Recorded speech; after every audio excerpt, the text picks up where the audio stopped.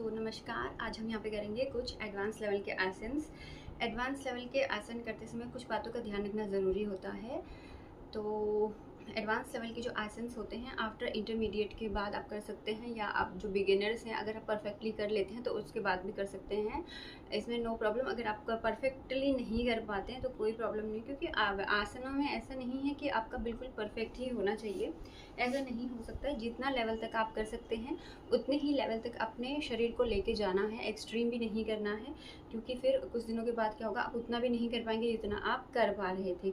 तो अपने अनुसार सबका शरीर जो होता है अलग अलग तरह का होता है, अलग अलग तरीके से रिएक्ट करता है चीज़ों के साथ। जैसे होता है ना, किसी लोगों को किसी चीज़ से एलर्जी होती है बट उस दूसरे को नहीं होती है, तो आपका शरीर उसी तरीके का होता है। तो ये ना समझिए कि दूसरा अच्छा कर पा रहा है, हम नहीं कर पा रहे हैं, ऐसा बिल्कुल भी नहीं सोचना है। जितना आपसे हो रहा है उतना ही करना है, लेकिन करना ज़रूर है। तो यहाँ पे हम कुछ आसन्स करेंगे एडवांस लेवल के, 3 से 4 आसन्स। मैं भी अभी उसी और हूँ, मतलब सारे आसन्स मेरे से भी नहीं हो पाते हैं, लेकिन मैं करती रहती हूँ, अभ्यास करती रहती हूँ, तो इसीलिए मेरे भी थोड़े से अच्छे परफेक्शन की तरफ वो चीज़ें जाने लग गई हैं। तो आप भी करेंगे तो आपका भी धीरे धीरे आपको भी रियलाइज़ होगा कि जो भी चीज़ आप करना चाहते हैं ना, तो उस तरफ आप जाइए। आप खुद रियलाइज़ करेंगे कि आपका वो चीज़ इम्प्रूव होने लग गया है धीरे धीरे। लेकिन उसके लिए आपको डेली वो चीज़ कंसिस्टेंसी के साथ करनी पड़ेगी, तभी वो आपको लाभ करेगी।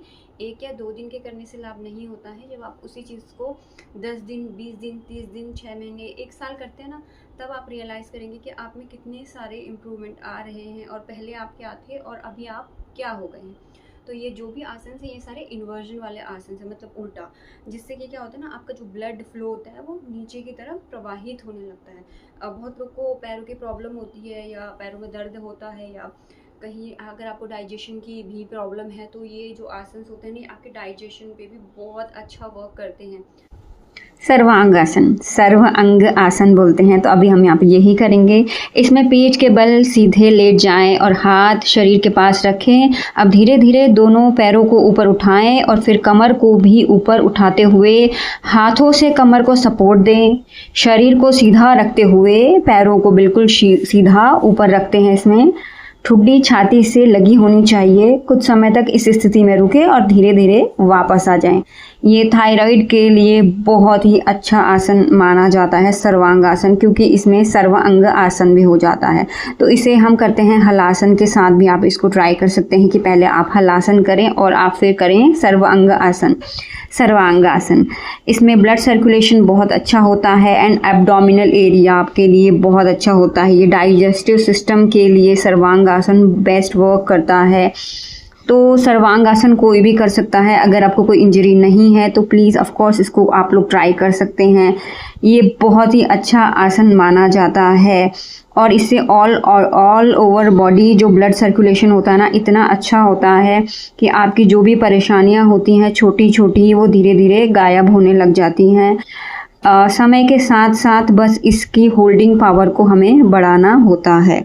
जैसे कि नाम से ही प्रतीत होता है, सर्व अंग आसन, तो सारे अंगों का आसन हो जाता है हमारे सर्वांग आसन के साथ। स्पेशली आई थिंक ये थायराइड के लिए बहुत अच्छा वर्क करता है।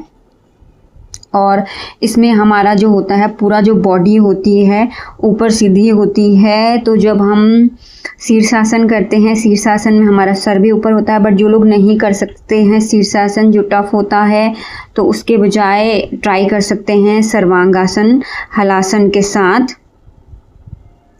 और सर्वांगासन एक बहुत ही अच्छा आसन होता है ऑल ओवर बॉडी के, आपके डाइजेशन के लिए। और जो ब्लड सर्कुलेशन होता है इसमें पैरों से फिर नीचे की तरफ ब्लड सर्कुलेशन होने लगता है, तो इसीलिए इसको अच्छा माना जाता है। उसके बाद हलासन, तो हलासन की स्थिति से शुरू करते हैं हम सर्वांगासन। अब दोनों घुटनों को मोड़कर कानों के पास ज़मीन पर रखें, जिससे घुटने कानों को हल्का दबाएं। हाथों को ज़मीन पर रखें या पीठ के पीछे लॉक कर दें। सांस सामान्य रखें और कुछ समय रुकें, फिर धीरे धीरे वापस आएं। हलासन भी एक इन्वर्जन आसन कहलाता है, जो कि हमारा सर्वांग आसन की तरह ही वर्क करता है। अगर आप सर्वांग आसन नहीं कर सकते हैं तो आप हलासन ट्राई कर सकते हैं। जितना भी आपसे होता है उतना ट्राई करें, धीरे धीरे ट्राई करें, ज़्यादा प्रेशर ना लगाएं बॉडी के ऊपर, सांसों पे नियंत्रण रखें, क्योंकि हो सकता है जब आप फर्स्ट टाइम करें तो आपसे ना हो, तो इसको प्लीज़ धीरे धीरे किसी सपोर्ट के साथ ट्राई करें। अगर आपके आसपास कोई है तो ज़्यादा अच्छा होगा आपके लिए, क्योंकि कई कबार इंजरी होने के चांसेस रहते हैं। सर्वांगासन, हलासन और कर्णपीड़ासन और वक्रासन करने से शरीर का ब्लड सर्कुलेशन बेहतर होता है और एनर्जी बढ़ती है। ये आसन पाचन को सुधारते हैं। अब हम यहाँ पे कर रहे हैं वक्रासन। तो वक्रासन की मैं केवल यहाँ पे प्रैक्टिस कर रही हूँ। इसमें सीधे खड़े होकर या स्क्वाट की स्थिति में आते हैं, बट यहाँ पे कम्प्लीटली अगर आपसे नहीं होता है तो आप पिलो की सहायता ले सकते हैं। धीरे धीरे आप करने लगेंगे तो बिल्कुल आपके शरीर के ऊपर कंट्रोल हो जाता है और हम लोग इसको करने लग जाते हैं। और इसको करने से भी एक इन्वर्जन आसन होता है, तो शीर्षासन से पहले हम इसको ट्राई कर सकते हैं।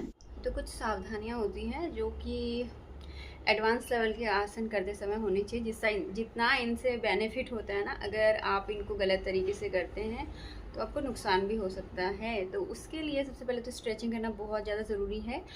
जब आप एडवांस लेवल के आसन कर रहे हैं, आपका बॉडी थोड़ा सा गर्म होना चाहिए, वार्म अप होना चाहिए, या आपका रनिंग जॉगिंग कुछ भी होना चाहिए, या स्ट्रेचिंग होना चाहिए घर में।